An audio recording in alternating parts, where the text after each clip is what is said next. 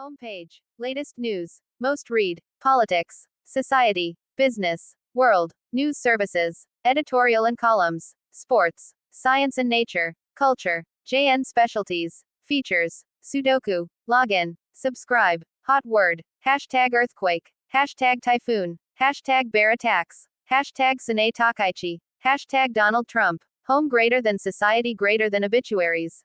Obituaries. Nobel laureate Susumu Tonegawa showed inexhaustible passion for research on immunology, neuroscience. Post. Share. Post. Yomiuri Shimbun file photo. Susumu Tonegawa speaks in an interview after winning the Nobel Prize in Physiology or Medicine in 1987. The Yomiuri Shimbun. 1541 JST, July 17, 2026. Yomiuri Shimbun file photo. Susumu Tonegawa, center, and Ryoji Noyori, left, are seen at the Prime Minister's office in December 2015 when they submitted to the government a proposal calling for an increase in a research and development budget.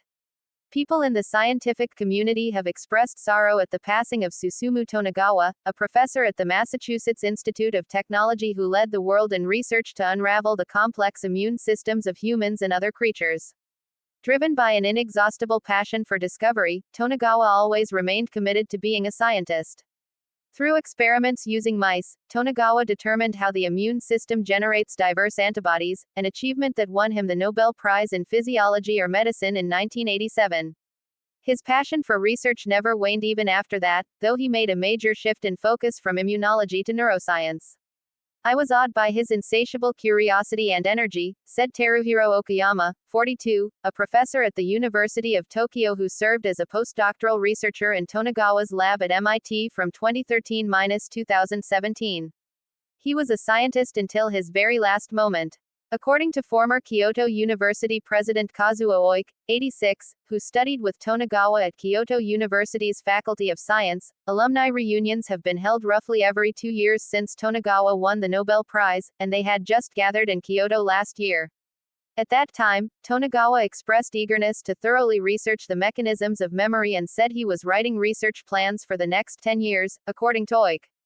Ryoji Noyori, 87, an honorary president of the Riken Research Institute and a winner of the 2001 Nobel Prize in Chemistry, described Tonegawa as a person who took a straightforward approach, speaking his mind and trying to do what needed to be done. Regarding a review of government programs in 2009, in which the then Democratic Party of Japan-led government made a series of calls for budget cuts in scientific and technological fields, Noyori reached out to other Nobel laureates to hold a joint press conference.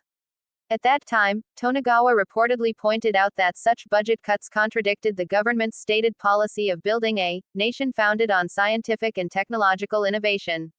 Additionally, in 2015, Tonegawa visited then Prime Minister Shinzo Abe and actively lobbied for an increase in the budget for science and technology.